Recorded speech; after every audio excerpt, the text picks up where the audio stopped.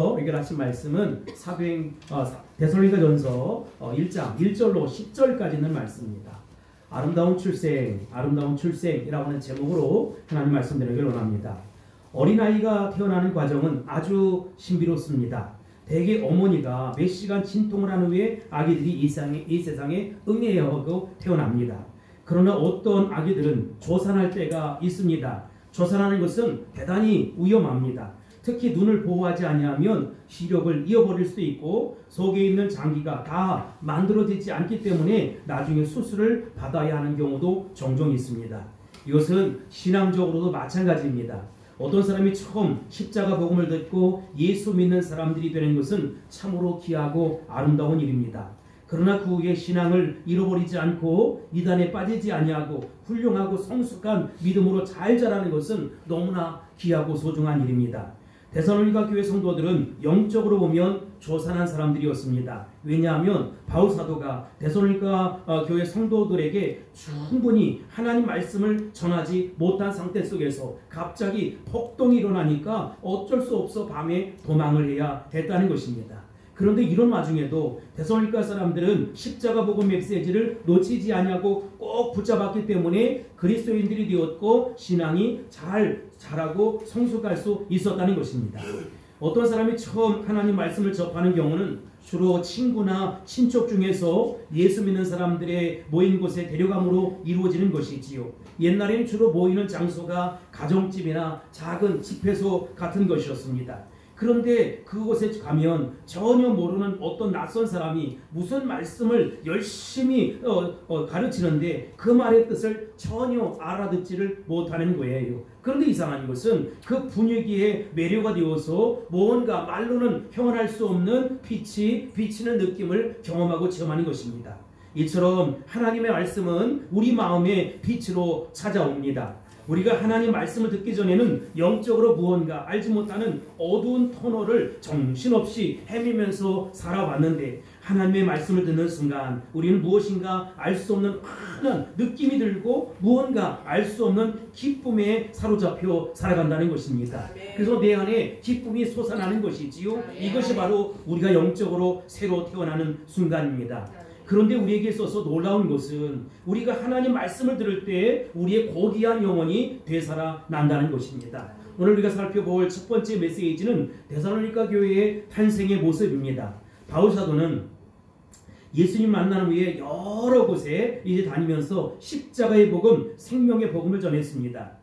그는 예수 믿고 거듭난 후에 인구 50만을 자랑하는 그 3대 도시였던 그 당시 수리아 안디옥에서 파송을 받아서 터키 지역인 소아시아 지역에 십자가 복음을 전하기 시작했습니다. 그 후에 이제 예루살렘 총회에 참석했는데 예루살렘 총회 가운데 이방인들의 문제가 대두되었고 이제 더 이상 이방인들에게 절대적으로 율법을 지키라 이렇게 하진 말고 그 가운데 율법을 지키는데 예를 들어 우상의 제물이나 피나 목매어 죽인 것은 먹지 말라 이렇게 가르치자라고 결의를 했습니다.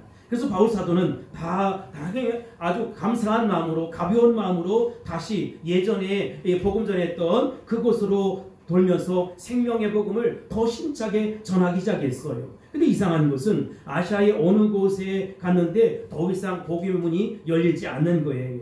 그런데 그러다 환상 중에 마게도냐 사람에게 마게도냐로 건너와서 우리를 도우라, 마게도냐에 건너와서 우리를 도우라 라고 하는 성령의 음성을 듣고 믿음으로 순종해서 드로아에서 배를 타고 이제 마게도냐로 떠나가는 것입니다. 이제 바울 사도는 저기 드로아라고 하는 곳에 그 다음 지도에 보면 드로아라고 하는 곳에서 떠나는데 드로아에서 이제 마게도냐까지는 200km예요. 근데 드로아에서 떠날 때 사모드라게라고 하는 섬이 있는데 거기는 지중해와 이 말이죠 에게해를 전체를 관장하는 신이 있었는데 우리 니케라고 하는 신이에요. 그림을 보여주세요. 니케의 신은 우리 여러분 나이키 아시지요? 그 말이죠 승리의 여신을 자랑하는 왼쪽에는 이런 모습이었을 것이다 이런 것이고 오른쪽에는 사무드라게에 있는 기념 그 니케의 신입니다. 그런데 바울 사도가 이 사무드라게에서 이 니케의 신 앞에서 이렇게 얘기하는 거예요. 더 이상 이 지중해와 에게해를 이렇게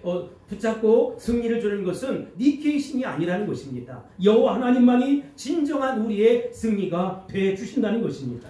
이제 그는 마게도니아의 첫성 빌립보로 가게 되는 것이지요. 나중에 왜 내가 이 빌립보로 가게 되었을까? 나중에 깨달았지만 아무튼 그 당시 유럽으로 간다라고 하는 것은 지금의 영국이나 프랑스나 독일 같은 나라를 말하지 않아요. 왜냐하면 이때까지만 해도 영국이나 프랑스나 독일은 미개한 곳이었고 사람들이 살 수 없는 빽빽한 숲으로 둘러싸여 있는 곳이었다는 것입니다. 그래서 외부인들의 출입을 할 수 없어요. 그러므로 여기서 말하는 유럽이라고 하는 것은 알렉산더 대왕, 지금은 마게도니아입니다. 알렉산더 대왕이 태어났던 마게도니아와 그 밑에 그리스 지역을 말하는 것입니다. 그런데 바울 사도의 유럽 전도는 전하는 도시마다 특징이 있었어요. 바울 사도가 첫 번째 유럽에 가서 세운 교회가 어디냐면 빌립보 교회입니다. 지금 이 빌립보 교회의 모습이에요. 근데 여러분, 빌립보 교회에서 복음을 전하는 것이 감옥의 모습이죠. 참 만만치가 않았어요. 빌립보에서는 유대인들의 회당이 없었기 때문에 회당에서는 복음을 전하지 못했고, 설상가상으로 바울 사도가 이곳에 가서 세 가지 기적의 역사를 일으키는데, 첫 번째, 귀신 들려서 그 정말 점을 치는 그 소녀를 만났는데 더 이상 안타까워 견딜 수 없어요. 그래서 이 귀신에 시달리는 이 소녀에게 나사렛 예수 이름으로 십자가 복음으로 그를 귀신을 떠나게 만들었어요.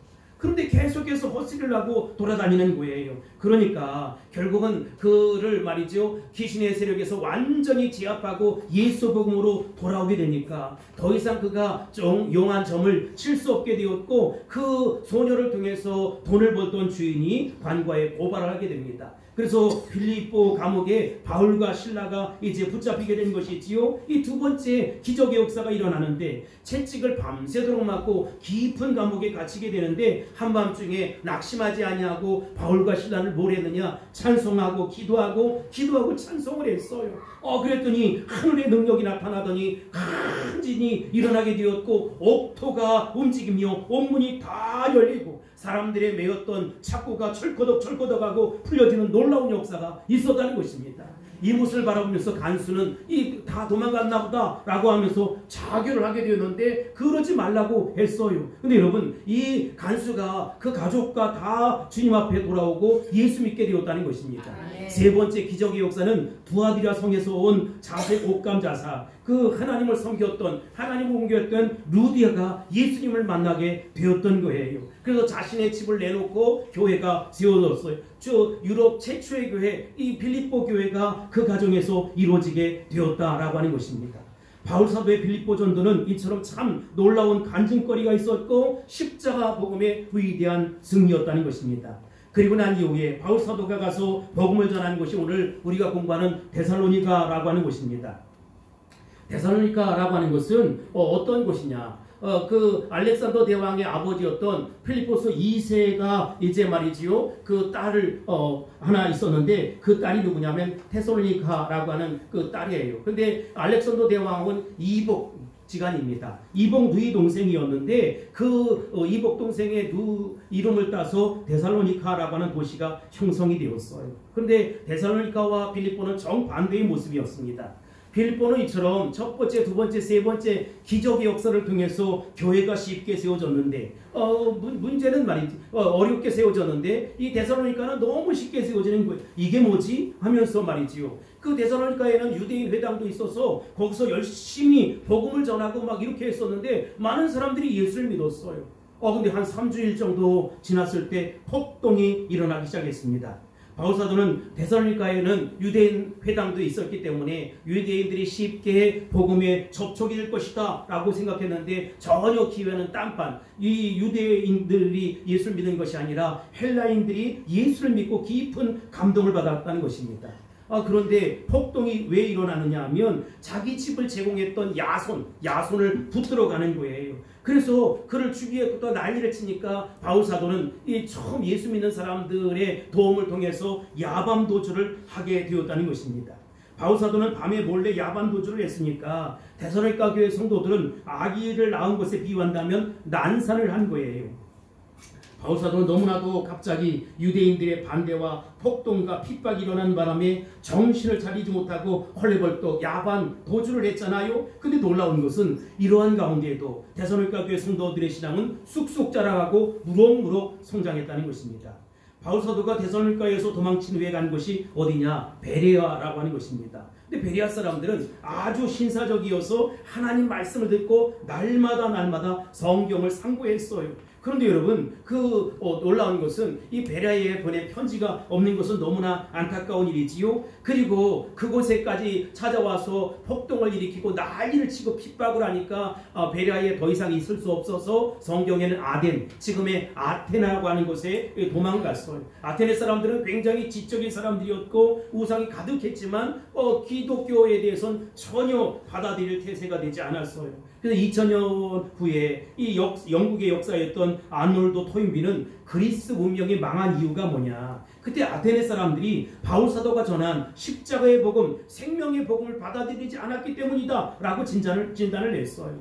그 후에 그는 아테네보다 훨씬 더 세속적인 사람들이 사는 고린도로 떠나게 됩니다.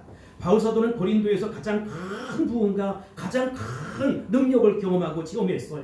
제가 고린도에 가보니까 교회 흔적이 있었는데 우리로 이야기하면 100m 정도가 예배당 그 안에가 100m 정도 되는 그런 큰 교회가 세워졌더라고요. 이것을 보면 복음의 역사가 사람들의 생각과는 전혀 다른 모습으로 이렇게 나타나게 된다는 것입니다.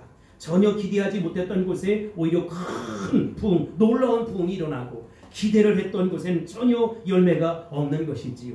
바울 사도가 데살로니가에 있는 성도들에게 이 데살로니가서를 쓰게 된 이유는 그가 고린도에 왔을 때예요. AD 51년 또는 52년경입니다. 그래서 바울 사도가 쓴 편지 가운데 최초의 성경이 데살로니가이고 아마 신약 성경 27권 가운데 최초로 쓰여진 성경이 데살로니가다라고 그렇게 이해하면 좋을 거예요. 사실 데살로니가 교회는 바울 사도의 처지에서 보면 너무나도 난산에서 태어난 아기였고 낳은 후에 제대로 젖도 먹이지 못하고 빼앗긴 아기에 지나지 않았어요. 근데 놀라운 것은 이 아기가 믿음으로 너무너무 잘 자란다는 것이지요. 이 소식을 바울 사도는 그의 제자였던 디모데이 듣고 너무나 감사해서 이들을 어떻게 신앙적으로 이뤄갈까, 영적으로 어떻게 도움을 줄까라고 하는 생각을 통해서 이 데살로니가가 쓰여졌다는 것입니다. 오늘 두 번째로 살펴볼 메시지는 데살로니가 교회에 대한 감사이지요. 바울 사도는 먼저 이렇게 난산에서 낳은 이 데살로니가 교회 이 성도들에게 어떻게 하면 따뜻한 인사의 말씀을 전할 수 있을까, 사랑과 격려의 말을 전할 수 있을까라고 해서 이제 데살로니가가 시작되는 거예요. 1절 보겠습니다.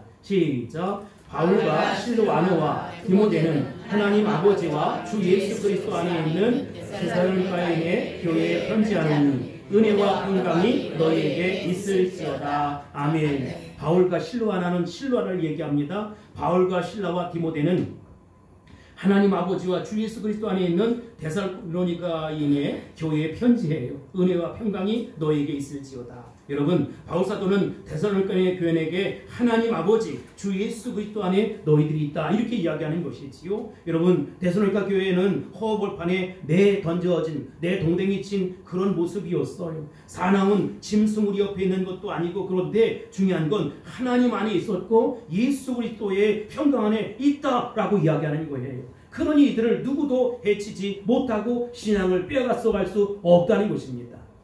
목사님, 나는 혼자 사는 것 같아요. 이렇게 같이 살아가는 것 같지만 난 이 세상에 혼자 달랑당인 것 같아요. 내 편은 하나도 없고 나를 도울 자가 하나도 없어요. 여러분, 그렇지 않습니다. 하나님의 은혜 속에 여러분이 사는 것입니다. 아멘. 예수 그리스도의 평강 속에 여러분들이 있는 것입니다. 아멘. 어느 누구도 해치지 못하고 어느 누구도 여러분을 짓밟을 수 없다는 것입니다. 아멘. 사실 데살로니가 성도들이 예수 믿고 난 후에 많은 핍박을 받았어요. 심지어 그곳 유대인들은 바울 사도를 쫓아낸 곳 이곳에 만족하지 아니하고 그들의 신앙을 짓밟고 빼앗으려고 무진 애를 썼어요.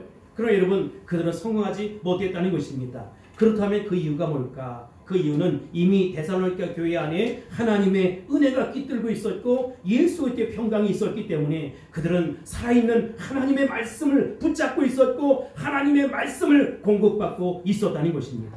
2절로 3절입니다. 시작. 우리가 너희 모두로 말미암아 항상 하나님께 감사하며 기도할 때에 너희의 기억함은 너희의 믿음의 역사와 사랑의 수고와 우리 주 예수 그리스도에 대한 소망의 인내를 우리 하나님 아버지 앞에서 끊임없이 기억하느니. 아멘. 바울 사도에게 있어서 데살로니가 교회는 늘 마음에 미안한 부분이 있었어요. 왜냐하면 아기를 낳자마자 아기를 잃어버린 것과 똑같았기 때문에. 그런데 나중에 디모데를 통해서 들은 소식은 자신이 야밤도주를 했음에도 불구하고 이들이 전혀 그것에 낙심하지 아니하고 꿋꿋하게 신앙생활을 하고 있다는 것입니다.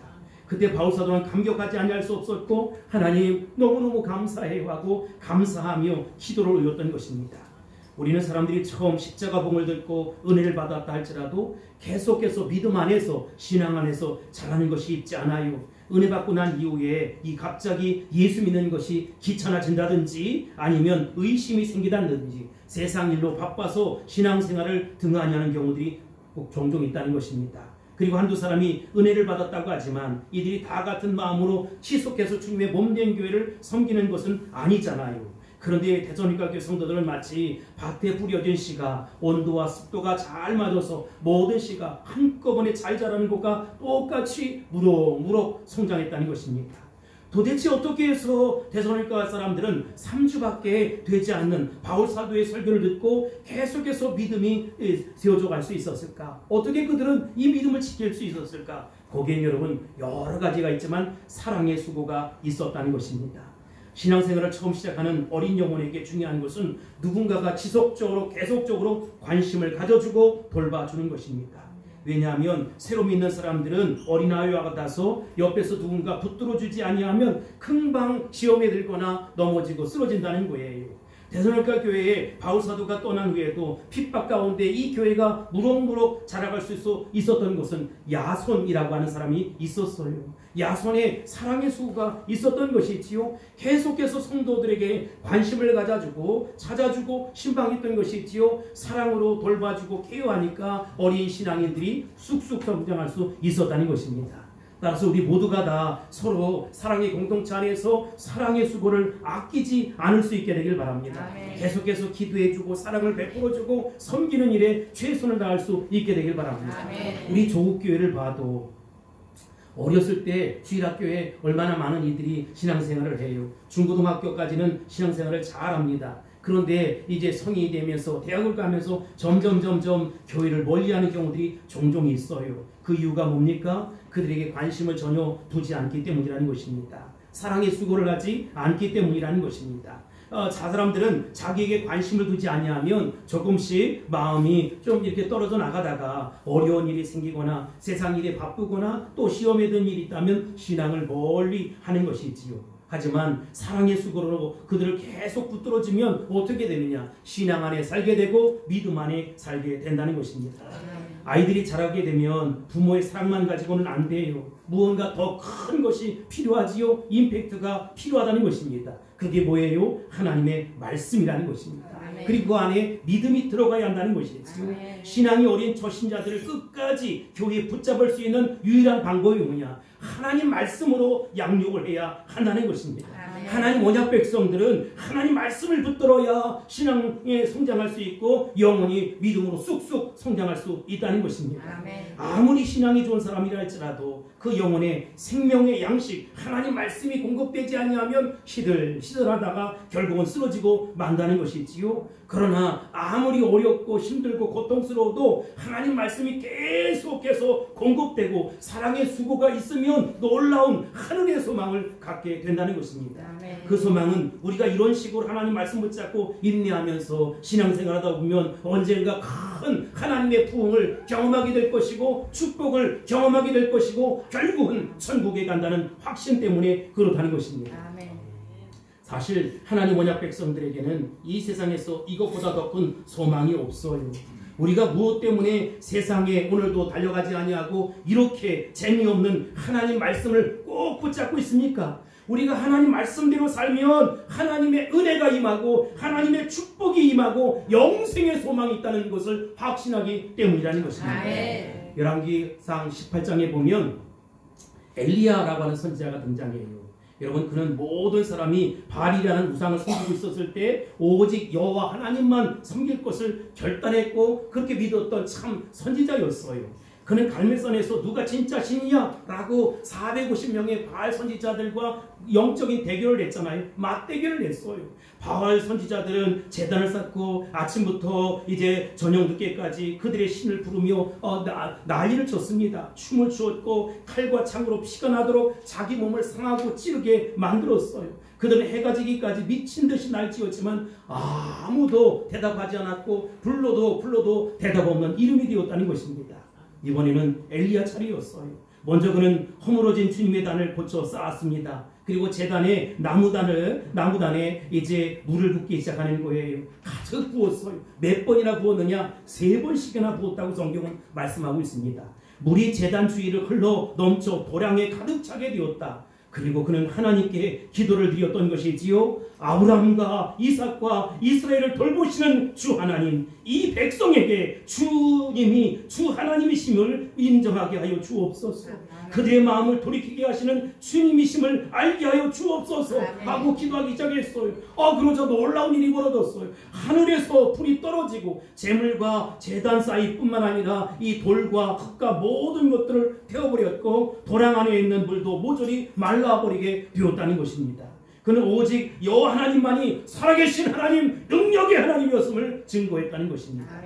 그러자 바알을 숭배하는 여왕 이세벨이 엘리야를 잡아 죽이겠다는 거예요. 그는 호르베백산에서 도망가지 않습니까? 사람들이 살지 않는 광야 네겝으로 도망을 갔어요. 그는 랩나무 밑에서 차라리 하나님 사는 것보다 죽는 게 낫겠습니다 라고 강청을 했어요. 나는 이제까지 열정적으로 하나님만 섬겼습니다. 그러나 이스라엘 자손은 주님과의 맺은 언약을 버렸고 주의 자단을 헛었으며 주님의 선지자를 칼로 죽이려고 합니다. 이제 나만 홀로 남았는데 그마저도 내 목숨마저도 없애려고 나를 찾고 있습니다. 하늘에서 불이 내려와 물에 젖은 제단과 제물을 태우고 도랑의 물까지 몽땅 말라버리게 했던 기도를 드렸던 엘리야, 그런 하나님의 능력의 종이 지금 나만 혼자 남아있습니다라고 절망 가운데 사는 것이 죽는 것보다 더 죽는 것이 사는 것보다 더 낫겠습니다 하고 죽음을 강청하는 것이지요. 그때 여러분, 하나님 말씀이 임했어요. 나는 이스라엘에 7,000명을 남겨놓을 터인데 그들은 모두 바알에게 무릎을 꿇지 아니하고 일들을 하나님의 일을 이제 준비한 사람들이다, 이렇게 얘기하는 거예요. 여러분, 인간은 고난당할 때 누구나 다 외로움을 느낍니다. 이 세상에 나만 홀로 남은 것 같은 느낌을 떨쳐버릴 수가 없는 것이지요. 불치의 병에 걸려봤거나 난치병에 걸렸거나 대학 입시에 실패를 했거나 중요한 시험에 떨어져 갔거나 사랑한 사람을 잃어버렸거나 하는 그런 경험이 있는 사람들은 이해할 수가 있을 거예요. 고난당할 때 인간은 누구나 다 외롭는 것이지요. 그러나 우리가 고난당하는 것 하나님이 알고 계시다는 것입니다. 우리를 위해 7,000명을 남겨두시는 것이지요. 바울 사도가 한 일이 바로 이와 같은 비밀을 알려준 것입니다.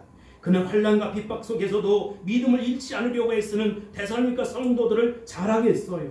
하나님이 그들을 인정하고 계시다는 것입니다. 다른 지역에 수천 명의 성도들이 그들을 위해서 충고하고 중보기도 하고 있다는 것입니다.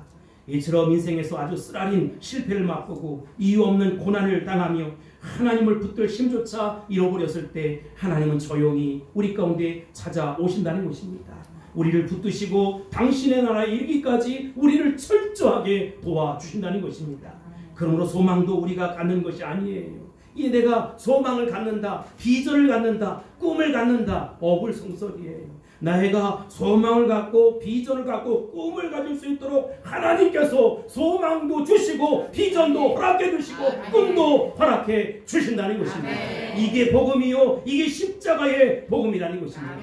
바울 사도는 데살로니가 교회 성도들에게 이렇게 고백을 해요. 4절에 뭐라고 고백합니까? 시작. 하나님의 사랑하심을 받은 형제들아 너희를 택하심을 아노라. 아멘.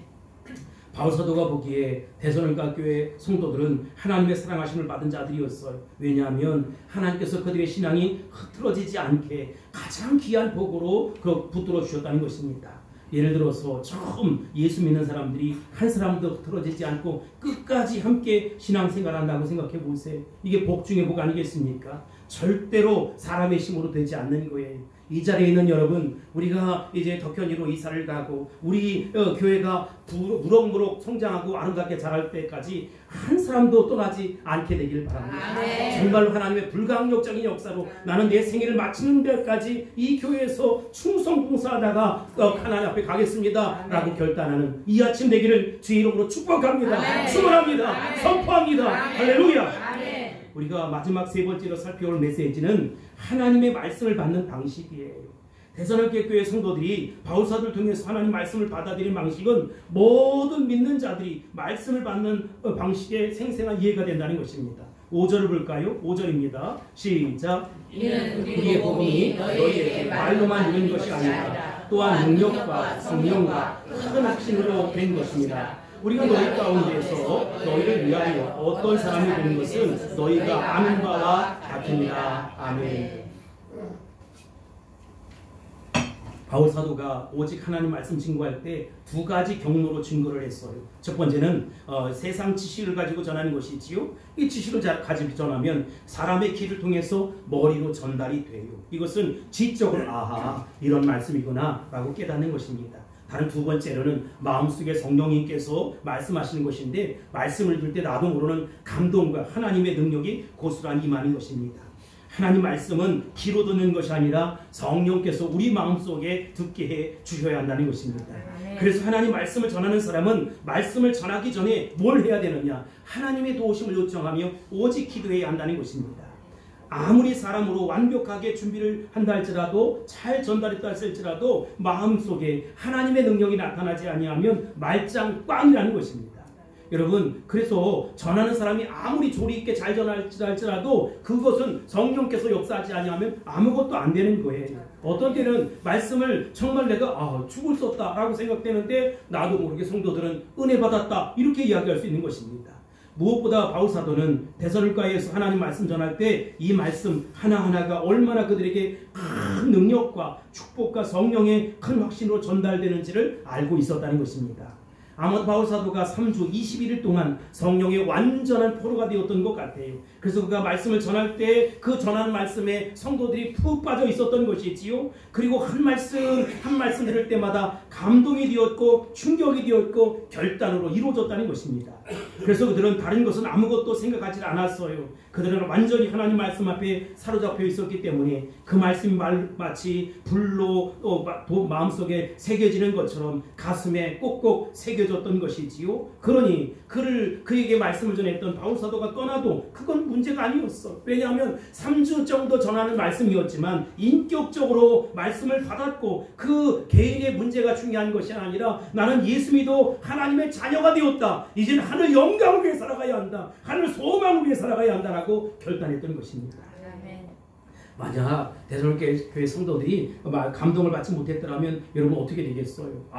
자기 무섭다고 도망을 치는구나 하고 실망하거나 시험에 들지 않았겠어요? 그러나 여러분 데살로니가 교회 성도들 중에 바울 사도가 도망간 것에 대해서 실망하거나 시험에 든 사람이 아무도 없었다. 왜냐하면 이미 이 놀라운 하늘의 은혜가 자신들에게 임한 사건을 알고 있었어요. 바울 사도는 잠시 우리에게 맡기셨던 사자이구나. 나는 하나님과 친밀한 연합을 이루어야겠구나. 하나님 말씀 앞에 순종해야겠구나 라고 하는 사실을 알게 되었다는 것입니다. 우리는 하나님 백성이 언제 가장 행복한지를 알아야 합니다. 그것은 바로 성경이 바른 해석이 될 때라는 것이지요. 믿는 사람들은 성경이 바로 해석되면 어떻게 되느냐? 마음에 뜨거움이 일어나는 거예요. 성령이 임재하는 것이지요. 그때부터 하나님과 1:1 인격적인 만남이 이루어지는 것이고 은혜를 체험하는 것입니다. 정말 중요한 것은 이렇게 하나님 말씀으로 뜨거운 성도를 만들어내야 하는 것이지. 6절 보겠습니다. 시작. 또 너희는 많은 환난 가운데서 성령의 기쁨으로 말씀을 받아 우리와 주를 본받는 자가 되었으니. 아멘. 사랑하는 성도 여러분, 우리가 말씀을 받을 때 마음이 뜨거워지는 역사 있기를 주의 이름으로 축원합니다. 그렇게 되기를 선포합니다. 데살로니가 교회 성도들이 말씀을 받은 은혜는 세상적인 환난보다 더 큰 것이었어요. 인간적으로 생각해보면 이렇게 고생을 하고 욕을 얻어먹으면서까지 내가 꼭 예수 믿을 필요가 있나? 이런 생각이 들었을 거예요. 이미 그들은 그런데 예수님을 믿을 때 말로 형언할 수 없는 성령의 임재가 있었던 것이지요. 그래서 내가 이 고난받고 핍박을 당하는 것 아무 문제가 되지 않아. 성령께서 이미 내 안에 오셔서 역사해 주시는 걸 내가 잠시 받는 고난, 잠시 받는 역경은 문제가 되지 않아. 왜냐하면 그 영혼이 완전히 성령의 포로가 되었고 그 영혼이 천국으로 변해버렸기 때문이라는 것입니다. 세상과 나는 간 곳 없고 구속한 주만 보이도다. 여러분, 세상과 나는 간 곳이 없어요. 나에게 아픔도 있고 고통이 있고 외로움도 있어요. 심지어 많은 사람들이 수근수근거려요. 나를 왕따 당하게 만들어요. 그러나 여러분, 내가 보는 것은 오직 구속한 주만 보이는 것이지. 어떤 의미에서 우리가 하나님의 은혜로 빨려 들어가는 것입니다. 하나님의 은혜는 데살로니가 교회 성도들에게 이 세상 위에 있는 것을 보게 하셨고 세상 위의 것을 체험하게 하셨다는 것입니다. 그리고 이 은혜가 지속적으로 계속적이기 때문에 바울 사도를 바라보는 것이 아니라 주를 본받기 시작했다는 것입니다.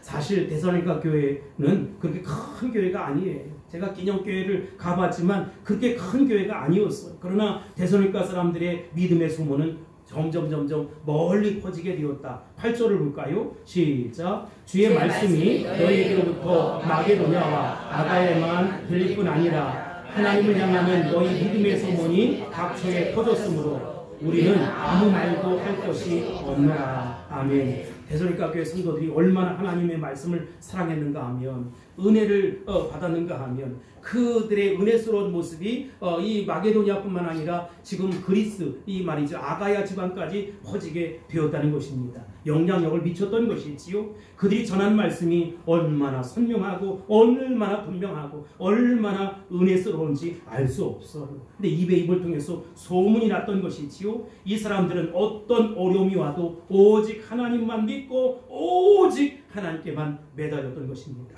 우리가 어느 곳에 있든지 바른 말씀과 바른 믿음으로 살면 신령한 소문이 나게 돼 있어요. 그리고 우리가 믿음으로 살아간다는 그 모습 때문에 선한 영향력이 끼쳐지게 되는 것이지요. 여러분 사랑하는 남편과 아내를 전도하는 방법이 이런 것이지요. 여러분 안에 분명한 복음이 있게 되기를 바랍니다. 뿐만 아니라 선한 영향력을 끼칠 만큼의 그런 믿음이 있게 되길 바랍니다. 오직 하나님만 믿고 오직 하나님께만 매달리는 것입니다. 그러면 성령 하나님께서 역사해 줄 것입니다. 9절 볼까요? 시작. 그들이 우리에 대하여 스스로 말하기를 우리가 어떻게 너희 가운데에 들어갔는지와 너희가 어떻게 위상을 버리고 하나님께로 돌아와서 살아계시고 참되신 하나님을 섬기는지와. 아멘. 그 당시 그리스 사람들은 우상과 신화에 아주 오염이 되어 있었잖아요. 도장, 인이 바뀔 정도로 그렇게 살았어요. 그런데 어떻게 유일신, 하나님만이 유일신이다 이렇게 믿는 것은 그들에게 말도 되지 않는 일이었어요. 그래서 그리스에 가면, 지금도 마게도니아와 그리스에 가면 곳곳에 신전이 세웠지 않습니까? 이런 신들을 무시하다가 혹시 내가 정말 저주받는 것 아니야? 이런 마음이 있었다는 것이지요. 그러나 데살로니가 교회 성도들은 예수 믿는 즉시 모든 우상들을 다 버리고 모든 신화들을 다 배육해버리고 철저하게 하나님만 믿었어요. 이것이 다른 사람들에게 영적인 자극이 되었다. 여러분, 그 당시 우상 숭배와 관련돼서 얼마나 퇴폐적이고 음란하고 이런 문화가 있었는지 알 수 없어요. 그러나 이들의 모습은 달랐어요. 어둠의 세력에서 벗어나기 시작하니까 오직 믿음으로 살아가는 것이고 십자가 복음 붙잡고 사는 것이고 세상이 어렵고 힘들어도 다시 오실 주님 앞에 내가 부끄럽지 않는 그 모습으로 세워져야지 하면서 재림신앙을 가졌다는 것입니다. 10절 볼까요? 시작. 또 죽은 자들 가운데서 다시 살리신 그의 아들이 하늘로부터 강림하실 것을 너희가 어떻게 기다리는지를 말하니 이는 장래에 노하심에서 우리를 건지시는 예수시니라. 아멘. 데살로니가 성도들은 이미 이 세상에 한번 지나간 나그네 인생이라는 사실을 알아요. 그래서 그들은 아예 짐 싸놓고 사는 것이지요. 예수님 오시기를 학소고대하며 기다리는 것입니다. 오라고 하면 언제든지 나는 믿음으로 갈 준비가 되어 있었던 것이지요. 그러니 누가 조롱을 하고 따돌림을 해도 두렵지 않아요. 내가 지금 당하는 고통과 아픔이 문제가 되지 않았어요. 나의 유일한 관심거리는 오직 하늘 소망이었고 하늘의 상급이었다는 것입니다. 제가 모두에도 말씀드렸지만 대살로니가 교회 성도들은 태어날 때 미숙아로 태어난 그런 모습과 똑같았다. 아니 사도에게 3주 만에 버림을 받았다니. 그러나 여러분 사도가 그 위험에 처했을 때 그 도망을 갔지만 혼비백산에서 도망갔지만 그들은 하나님 말씀의 보호를 받았고 하나님의 사랑의 보호를 받았다는 것입니다. 그들이 어떻게 말씀을 붙잡고 승리할 수 있었을까? 아마도 성령의 강력한 임재와 기름 부으심이 있었을 거예요. 그래서 그 안에 말씀의 확신으로 달아보니까 다른 어떤 것도 보이지 않고 오직 예수 십자가 복음만 믿고 의지하고 살았던 것입니다. 1세기 그리스도인 이제 데살로니가에 보낸 편지가 AD 51년, 52년, 53년 그 즈음에 쓰여졌다고 했잖아요. 1세기를 살아가는 그리스도인들에게 이렇게 어려움들이 있었어요. 오늘 안수 집사님 기도하신 것처럼 우리가 살아가는 이 세상도 만만치 않아요. 국가적으로도 그렇고 여러 가지 어려운 여건 속에서 우리가 살아가고 있어요. 그러나 그럼에도 불구하고 우리의 믿음만은 하나님이 기억하는 믿음이 되어야 한다는 것입니다. 아멘. 우리의 믿음만은 세계 최고의 믿음이 되어야 한다는 것입니다. 아멘. 왜냐하면 이미 우리는 거듭난 하나님의 자녀예요. 예수 그리스도의 십자가와 보혈의 능력으로 말미암아 거듭난 하나님의 자녀라는 것입니다. 아멘. 이 세상에 나 홀라 두지 않으세요. 우리 안에 내가 너와 함께한다. 내가 너를 돕고 있다. 내가 너를 주장하고 있다. 능력의 오른손으로 붙들고 있다라고 아멘. 말씀하시는 것이죠. 그런 강한 성령의 임재가 여러분 가운데 있게 되길 바라고 성령의 강력한 기름 부으심이 임할지어다. 그러므로 이제는 우리가 이 아름다운 출생의 기반을 위해서 신앙이 쑥쑥 성장할 뿐만 아니라 교회의 부흥을 이루고 하나님 나라 선교 완성을 이루는 저와 여러분이 다 될 수 있기를 주의 이름으로 축복합니다. 축원합니다. 선포합니다. 할렐루야. 기도하겠습니다. 고마우신 아버지 하나님 감사합니다. 영광 받아 주옵소서. 피 묻은 보혈로 우리 성도들 덮어주시어서 언제나 환난과 핍박 속에서도 승리하는 멋진 성도들 다 될 수 있도록 강력하게 역사해 주옵소서. 예수님의 이름으로 간절히 기도합나이다. 아멘.